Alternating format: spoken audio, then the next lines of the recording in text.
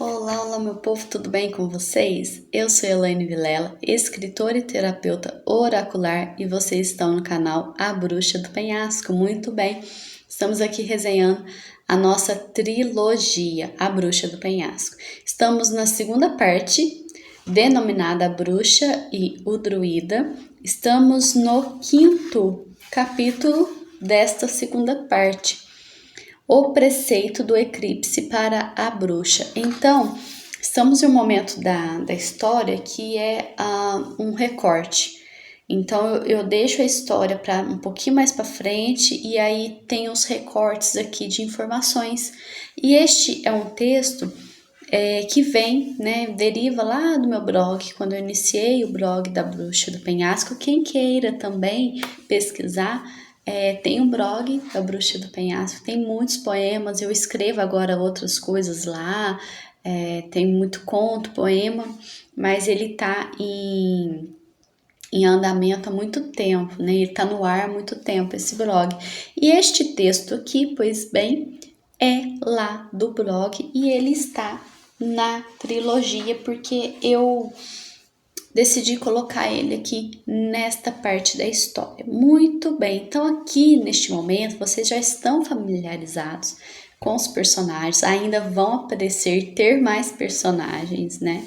Mas vocês já estão agora já adaptados a Ceridian, a Melquíades, né? Passamos por Ruade, por Brígide e Morgana e toda essa questão também de intercâmbio, de comunicação entre eu e esse eu do passado, né, de 3.000 anos atrás aí, que seria a vida de Morgana lá na Irlanda.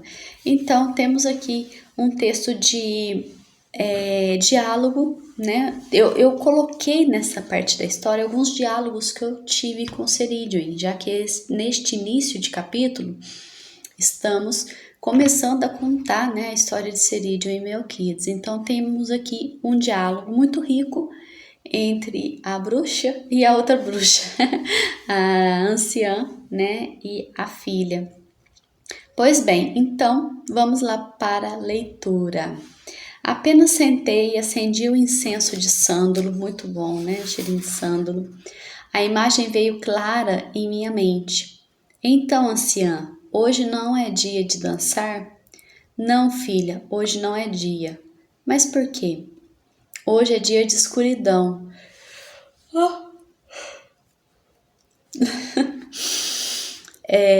Como acender uma faísca em meio à escuridão? Podemos, mas não devemos. Vai de encontro à lei tríplice. Respeitar a escuridão é o mínimo que podemos fazer para começar a compreendê-la. Aqui eu me recordo que foi um dia de eclipse, alguma coisa nesse sentido que eu estava passando.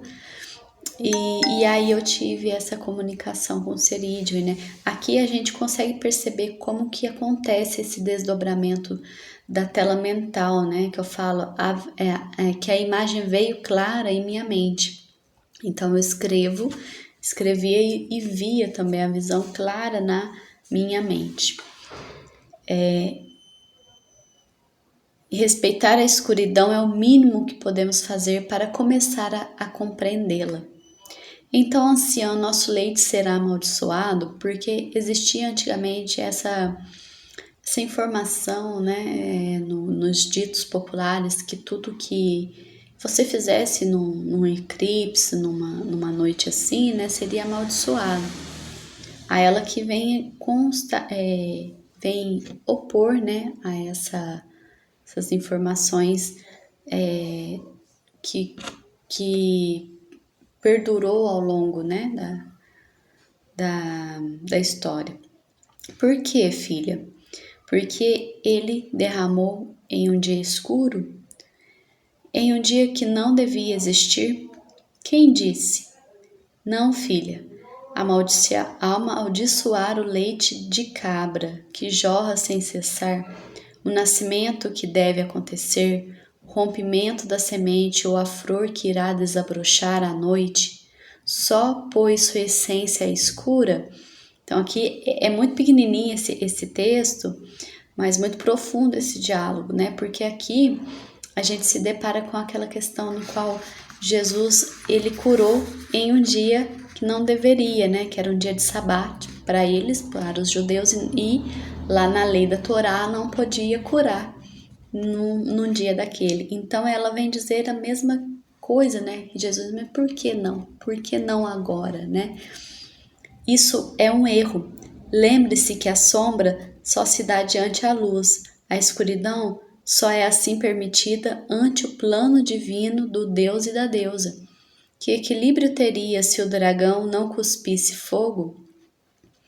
Amaldiçoar qualquer coisa que se encontra abaixo dos céus é um erro. Amaldiçoar algo por causa da sua essência é um erro, seja sua essência qual for. A escuridão de hoje antecede um erro, mas ele não virá da escuridão. Ele virá pelas mãos dos homens. O homem sim é capaz de ser luz e escuridão. A natureza nos avisa de nossas mazelas. Ela, por ser divina, também somos. Só esquecemos, e é esse o nosso dever, servir e lembrar. Mas hoje, filha, por favor, vamos nos silenciar. Assim o fiz, refletindo, aprendendo a aceitar a lua negra. Abri os olhos em meu quarto cheiroso pelo sândalo. Acendi outro incenso e comecei a escrever o decorrente diálogo. Simples, mas de um grandioso valor de princípios, né? Aqui ela expressa a essência do ser humano, né? E como devemos servir e lembrar a qual dessas essências iremos ressoar. Quem somos, né? E também não amaldiçoar quem a gente esconde ser, que é o nosso lado negro, o lado da psique, né? Abaixo da consciência humana e todas aquelas zonas, né? Do inconsciente, que Jung fala muito. Isso daqui é um texto junguiano, né? É um texto de Seridion com um recorte aí das teorias de Jung, da psicanálise. Então eu quis colocar esse texto, né, na Bruxa do Penhasco, e logo em seguida temos mais alguns textos aqui adiante, e depois nós já voltamos aí à história de Seridion e Melquiades, né, quando eles vão se conhecer e tudo mais. Ruad está indo, né, para a Cornualha com a filha, para ela conhecer, né, o noivo. Então bora lá que tem muita história dessa Bruxa do Penhasco, né? Um beijo para vocês. Hoje é rapidinho o vídeo dessa bruxa que vos fala. Sigam aí a playlist e fiquem por dentro da história da Bruxa do Penhasco, tá bom? Beijo novamente. Tchau!